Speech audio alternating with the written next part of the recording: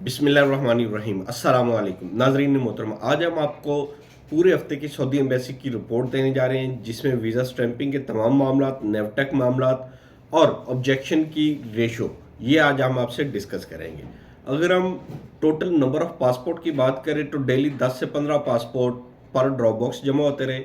इतना ज़्यादा रश नहीं था। साल एंड होने की वजह से बहुत ज़्यादा स्लो काम चल रहा है, जिसकी वजह से ना तो इतने ज़्यादा पासपोर्ट जमा हो रहे हैं, ना सऊदी एम्बेसी में कोई प्रेशर है। लेकिन एक हैरानकुन बात है कि एतमाद ऑफिस में रश बहुत ज़्यादा है। ये बात समझ से बालातर है। एम्बेसी में रश नहीं है, लेकिन एतमाद ऑफिस में रश बहुत ज़्यादा है। वहाँ पे फिंगरप्रिंट कराने वालों की लाइनें लगी हुई हैं।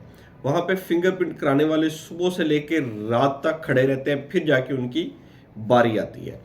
रात 10-10 बजे तक फिंगरप्रिंट हो रहे होते हैं।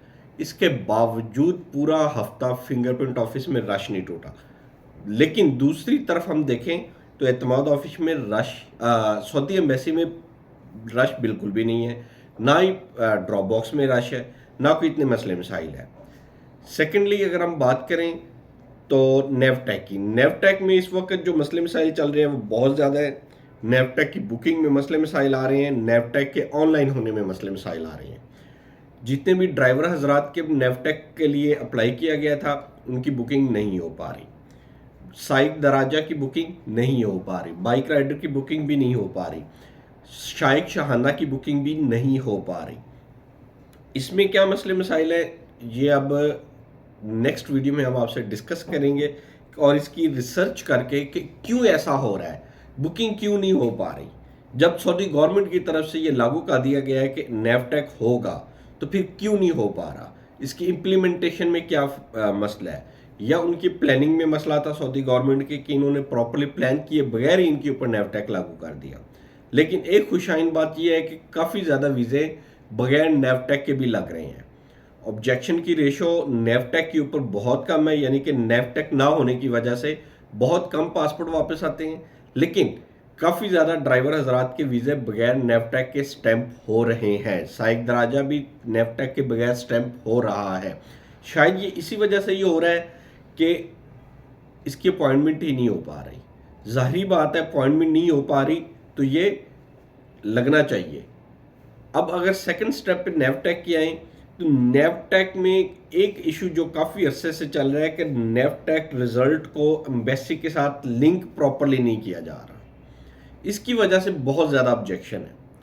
जो भी नेवटेक क्लियर होता है, क्लियर होने के बाद उसको प्रॉपरली लिंक होना चाहिए सऊदी एम्बेसी के स्टेटस के साथ, सऊदी एम्बेसी के सिस्टम के साथ। वो प्रॉपरली लिंक नहीं हो पाया।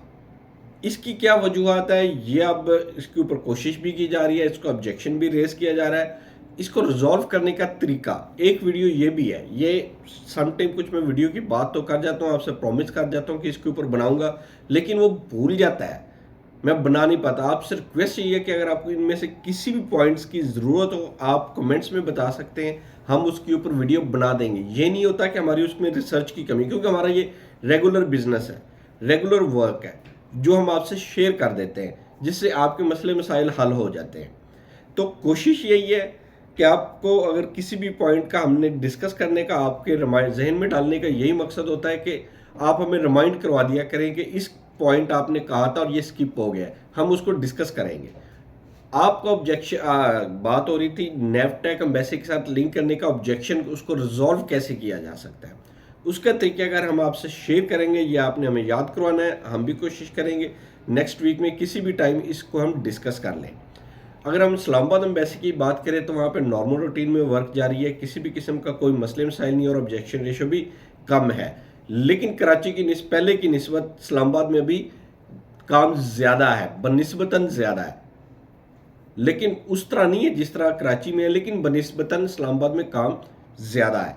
सिमिलरली हमारे अदर खिते की अगर बात करें, इंडिया, बांग्लादेश और फिलिपीन, उनकी एम्बेसीज में भी काम स्लो है। एयर एंड वीज़े स्टैंपिंग में कोई मुश्किलात नहीं आ रही, और उसको अगर हम देखें ना, प्रेशर नहीं है बेसिकली सऊदी गवर्नमेंट की तरफ से, इतने ज़्यादा वो नहीं हो रहे, वीज़े इशू नहीं हो रहे किसी भी गवर्नमेंट को। हो रहे हैं लेकिन पहले की निस्बत कम हो रहे हैं। इंशाल्लाह उम्मीद की जा रही है कि जनवरी के महीने में नया साल होगा, नए वीज़े इशू होंगे और काम की रफ्तार भी तेज़ होगी। اور ویزا سٹیمپنگ کا پروسیس بھی تیز ہوگا۔ ایک اور خبر آپ کو دیتے جائے، سعودی ایمبیسی میں ایمبیسیڈر، کراچی قونصلیٹ میں ایمبیسیڈر چینج ہو چکا ہے۔ امید کرتے ہیں یہ ایمبیسیڈر پہلے کی طرح خانچے باز نہیں ہوگا انشاءاللہ۔ پہلے کی طرح کے مسائل بھی اس سے ہمیں نیکسٹ ایئر نہیں گزرنا پڑے گا۔ امید ہے دیکھتے ہیں وہ کب چارج سنبھالتا ہے۔ دوسرا ایک اور تھی کہ سعودی ایمبیسی کی جو بلڈنگ ہے کراچی میں، اس نے بھی اپنی جگہ چینج کرنی ہے، وہ بھی ڈی ایچ اے جا رہی ہے۔ اب دیکھیں یہ سارے مسائل ایک ساتھ ہونے ہیں۔ مجھے لگتا ہے کہ ایئر اینڈ پہ کافی زیادہ دنوں کا بریک ہوگا سعودی ایمبیسی کراچی قونصلیٹ میں۔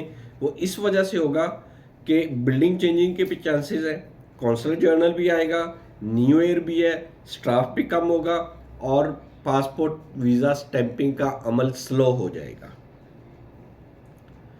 انشاءاللہ آپ ہمارے ساتھ ہمارے چینل کو لائک کریں، سبسکرائب کریں اور زیادہ سے زیادہ اس کو شیئر کریں تاکہ مفید انفارمیشن تمام لوگ تک پہنچتی رہے۔ ہم آپ کے لیے حاضر ہیں، آپ کی خدمت کے لیے حاضر ہیں۔ کمنٹس میں ہم آپ سے بات کرتے رہیں گے۔ اللہ تعالیٰ آپ کا حامی و ناصر ہو۔ اللہ حافظ۔